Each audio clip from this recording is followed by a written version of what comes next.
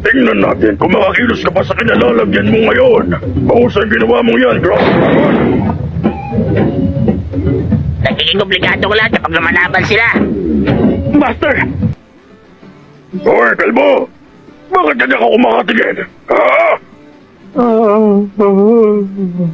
Malamig pala sa ilalim ng lupa, pero parang mainit-init din. Inaantok na ako. Pwede umalis na kayo? Mukhang kailangan ko ituro sa'yo kung saan ka dapat lumugar. Tignan mo to. Ito ay pangdudukot ko sa mga mata mo. Tignan natin kung makalaban ka ba. Hindi basta-basta pinalalagpas ng Beast King ang anumang pagkakamali laban sa kanya. Ay nako, tama na ang kalokohan.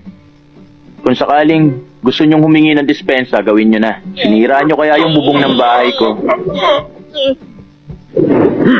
Ganun pala, ha?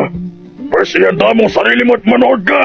Magbasta Ay, noong talaga kapangyarihan, naman. ha? Lalagyan na tuloy ng lupa tong sinturong ko. Ay, nakikinig ka ba sa akin? Teka, tatanggalin ko muna yung dumi nito. Tapos na ba? Sandali. Yan, okay na. Mabuti naman. Panoorin mo ngayon ang tunay na kapangyarihan ng nag-iisang Beast King! Lion Slash!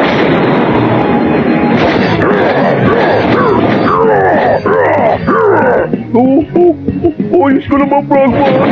Umalis kayo sa tararan ko! Ganito ang matas na kagubatan! Ikaw naman ang isusunod ko! Sandali! Huwag mo muna siya takutin! Lion Slash! Shower!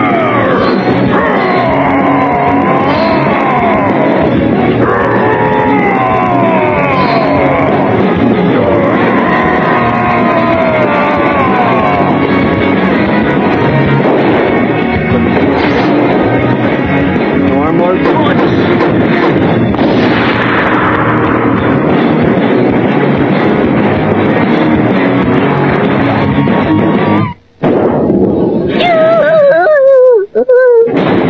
Ay? Wala nagsabi sa akin na ganun siya. Mas makakabuti kung umatras na kami.